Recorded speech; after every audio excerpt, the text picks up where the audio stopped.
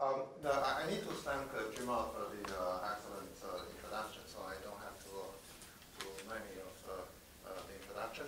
The work that I'm going to talk about are contribution from many members of my group, current member and the previous member, and also we collaborate with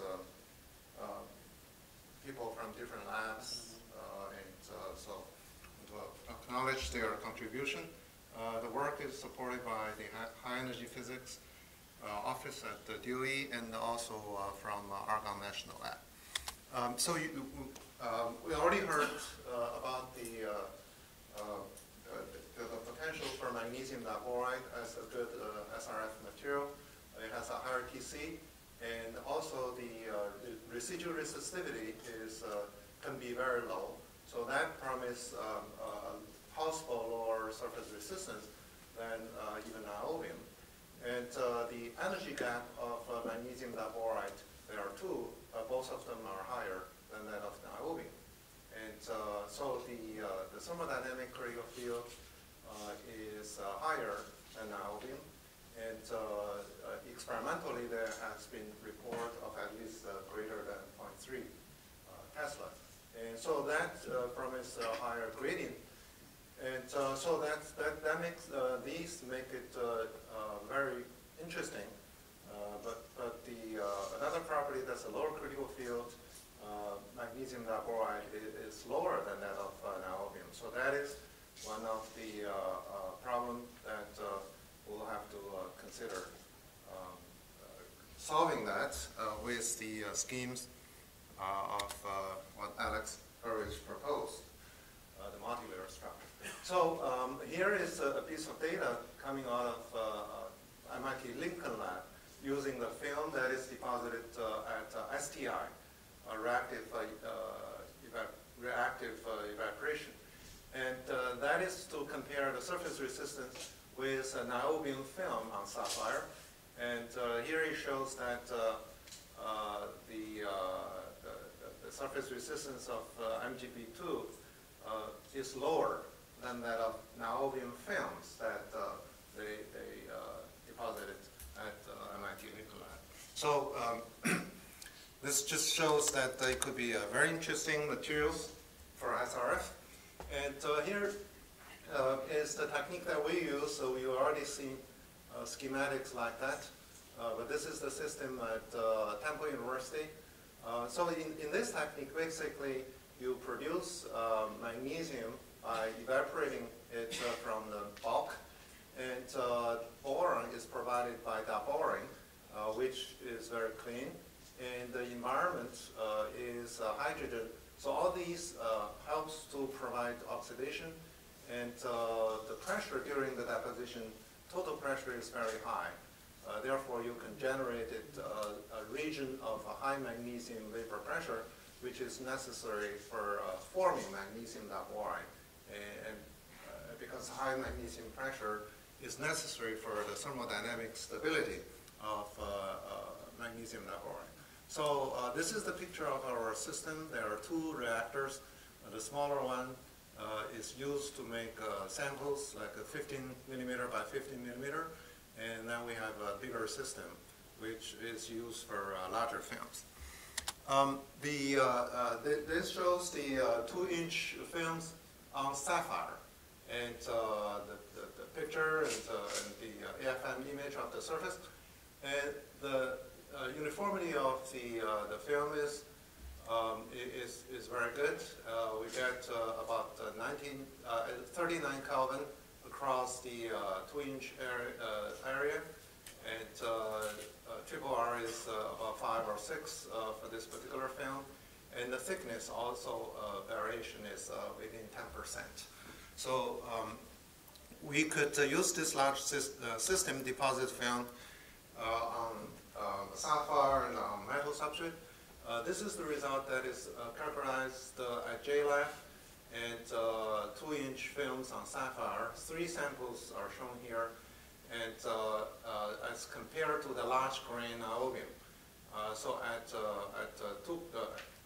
this 2 Kelvin, and the best MgB2 film is within 1 orders of magnitude compared to that of a large grain niobium. Obviously, we would wish that our films can be better than the large grain niobium, so there are still some room to improve. As I mentioned, that MGB2 has a low BC1, so to prevent the vortex penetration, we, like many other groups, are studying this multi-layering scheme. And one of the things that in this multi-layering is to make the superconductor film thinner than that of the penetration depth. So we've done some research to just measure the penetration depth of magnesium double wire. Here I shows the result of using 2 techniques. One is to use the MGB2 Josephson junctions, and by applying magnetic field along the plane of the junction, we can measure this magnetic field dependence of the critical current. From the period here, we can calculate the penetration depth of the superconductor electrons. And the bottom here shows the voltage modulation in a squid that is made of MGB2, MGO, MGB2 Josephson junctions. And the squid is built such that the periodicity here is the current that flows through a microstrip. And from that, we can calculate the inductance of these strip, from which we can calculate the penetration depth of MGB2. So here is the result that shows the 2 samples. This green and the blue data is the result for 2 samples, and both of them shows the penetration depth of about 40 nanometer, and that's what we consistently obtained using different measurement techniques, and also we have some earlier data from the microwave resonator measurement that also shows about 40 nanometers. I do show here also this red curve.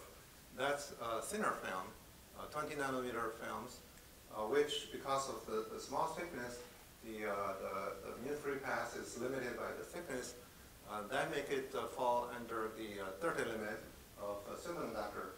And in that case, our collaborators at Ohio State measured the mutual inductance method, and they found the penetration depth about 140 nanometer. So we do believe that in a very clean MGB2 film, thick film, the penetration depth is about 40 nanometers. Of course, if you make it 30, you will go to the 30 limit. That would could be any number like 140 that's shown here. So we have made films and measure the vortex penetration field. This is the result from collaboration with Tajima at Los Alamos and Leonardo Civali. And they have found that the film from STI, these are 300 nanometer films, 500 nanometer films from STI. And this one is from our group, 500 nanometer. And they show the vortex penetration field about 200 millitesla. Why that is the case is not very clear, but this is the result that they have obtained. And here shows some data from Ali's result measurement at Williams-Mary. And you've already seen that for a 60 nanometer film, you can get the HC1 as high as 600 millipascal. So by making them thin, indeed we could enhance the lower critical field. So what we have focused on a little bit more is that if we make it into a multi-layer, the very first layer we grow in this case silicon carbide, is epitaxial. And then we put MgO on top by sputtering at room temperature. These layers are polycrystalline or amorphous. And then we grow MgB2 on top of it, which is no longer growing on a single crystal substrate. So that layer is polycrystalline or amorphous. And then, of course, on top layer. And so the issue is not really whether we can enhance lower critical field in epitaxial film, because in the real world in multi-layers, or even if for us to grow on an niobium metal substrate, the film is necessarily amorphous or polycrystalline. So we want to study whether the lower critical field will be the same on those in those films. So here shows the result of HC1 for epitaxial films on single crystal silicon carbide, and we do see that when the film becomes thinner, the lower critical field increase to about 200 millitesla at low temperature.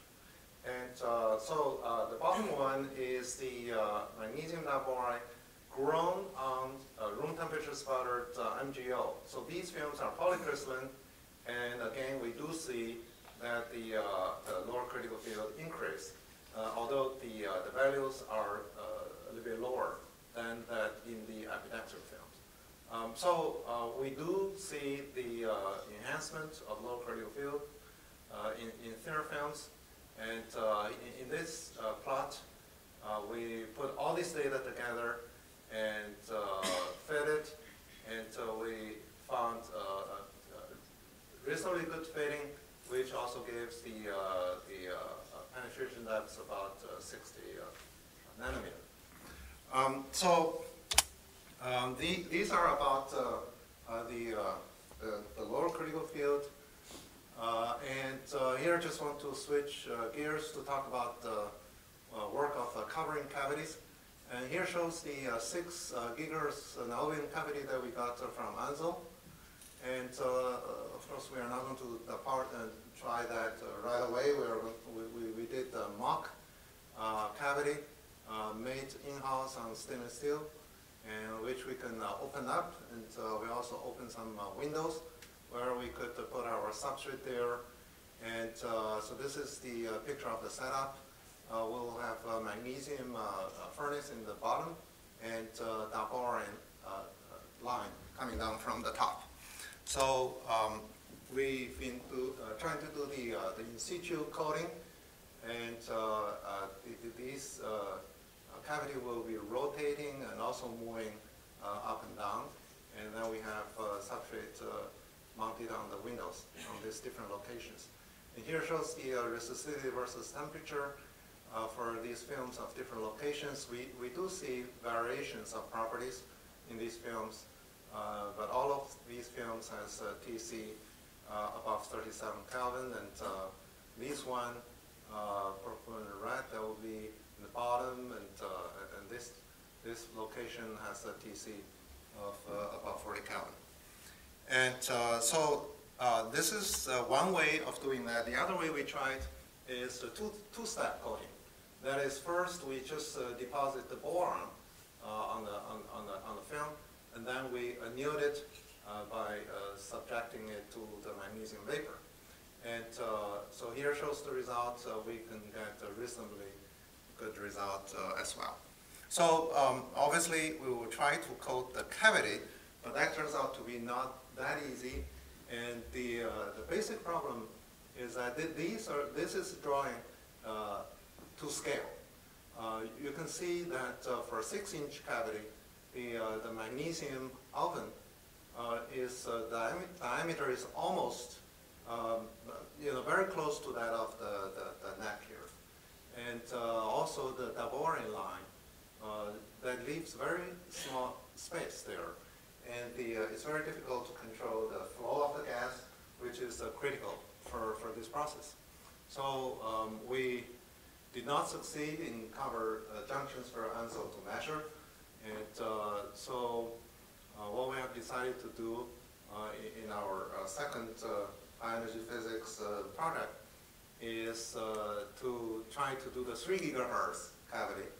And as you can see that there will be a bigger space between these lines in the cavity neck so that we can control and play with the gas flow somewhat better. And this is the schematics of the chamber that we already have. And so it's being constructed. I don't know how much time I have. Okay. So in the last several minutes, I want to talk about the work on copper. This is a project that supported by Argonne that they want to make copper cavities coated with magnesium diboride. They have done some study and found that if we can operate at about 8 to 12 Kelvin, then they don't need the liquid helium to cool these cavities.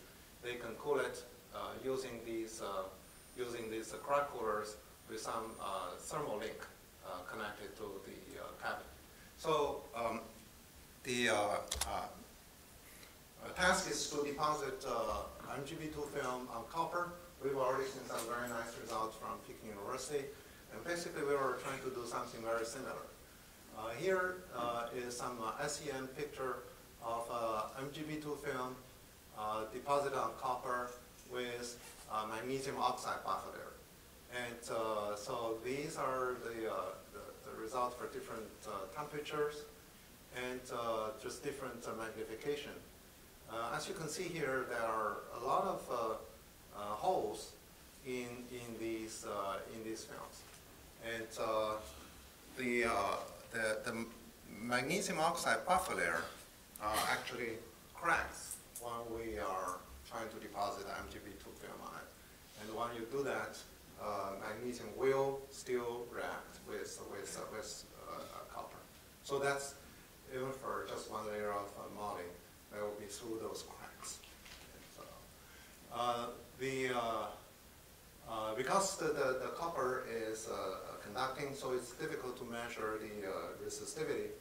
And so what we do is to do the mutual inductance measurement. Basically, we'll have two coils and superconductor in between. If it becomes superconducting, it should screen all the magnetic field. So the point when the real part, imaginary part of the mutual inductance, when that deviates, that's where it should be corresponding to the resistive, zero resistance, TC. That's when the superconducting is continuous, that can screen the magnetic field. So the films, this particular film with MgO buffer layer shows TC of 37.8 Kelvin. And this is not very satisfactory. So we are using niobium buffer layer. By the way, this is also the same buffer layer that STI have used on copper. And so we were trying to use the same. We tried the moly buffer layer. We were not as successful as they are at Peking University. And so we switched to niobium. And so this is the films grown at different temperature. And the superconducting transition occurs at about, again, at about 38 Kelvin.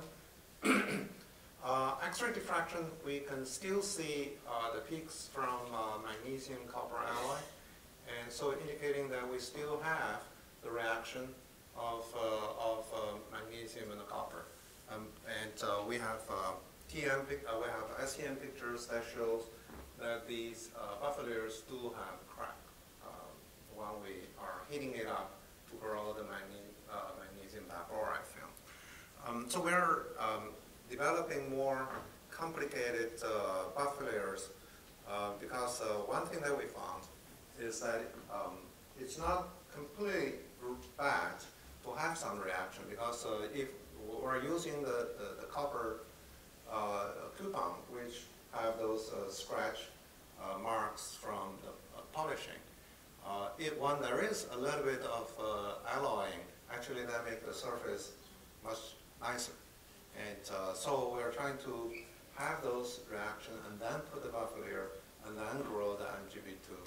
And so we're hoping to have some better result there. And here it shows the MGB2 on copper with ion milling first before growing niobium buffer layer. Again, this is some experience, some recipe that we learned from the STI process when they find that when you have these ion milling before the deposition of niobium, it can make the sticking much better. This probably could be something useful for people depositing. Well, this is probably similar to your high energy that you can somehow clean the copper first before putting down niobium and improve the sticking. So this is the SEM different magnification for films on niobium after the ion milling, deposit at 650 Celsius. You can see the morphology that the film is much denser, and X-ray diffraction does not show the reaction between magnesium and copper. And so a big improvement in that. This is the image, and we still have some uniformity issues to deal with, but overall it looks very uniform. And transition temperature here is about 35 Kelvin. So that's roughly where we are.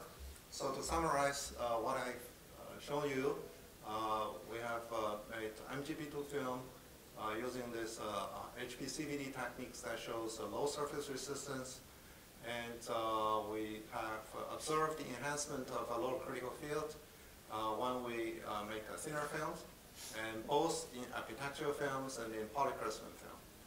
And we've studied the coating of a 6 GHz cavity. We have not abandoned that. We're still continuing that. We use both in-situ and the two-step annealing process. And the films on it is very promising. But the actual coating of the cavity, we are still investigating. So we are trying to scale it up to 3 GHz cavity and hoping that it will give us more space so that we can control the gas flow better. And last we show you the deposition on copper substrate with different buffer layers. And we have delivered the 2-inch films on copper to JLab, and we're waiting to see the result. And that's all I have. Thank you.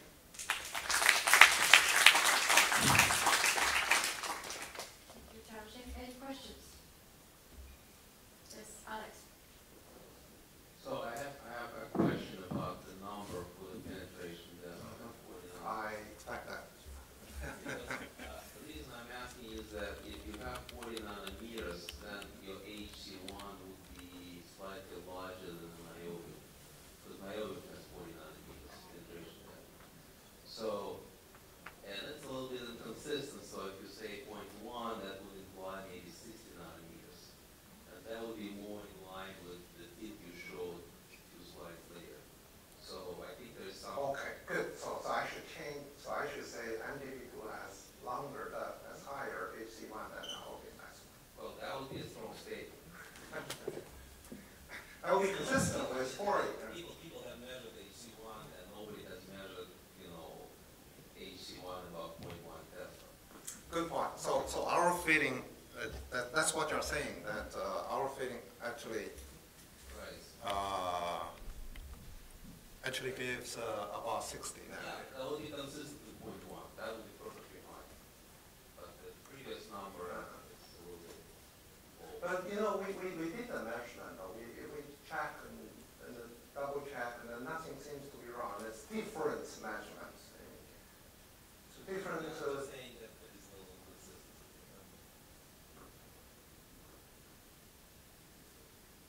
That's good. So if we can confirm it's 40. Yeah, then you'll find you have Oh. better than niobium. I have a question that is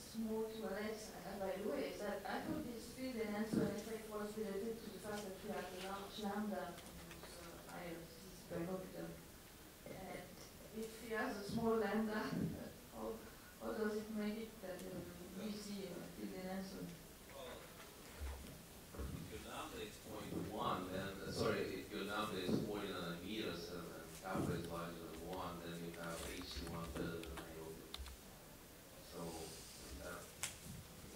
But where we also show in this that if the film is 30, you do get longer energy spans, right? So this, the result that we got here does fit the clean case very well. That 140 sample does fit the 30 limit very well. So if you make it clean, you could make it bigger HC1. well, maybe you're right. Maybe clean, like ultra clean, one of your ultra clean films, HC1 is indeed higher than 417. That would be great news. On the other hand, if we deposit on niobium, they are polycrystalline, so they don't have that long entry path. Maybe. Any other questions for XiaoXing? No, I do have one. Could you go back to the sketch for the concept for A&L, for the copper cavities? Okay.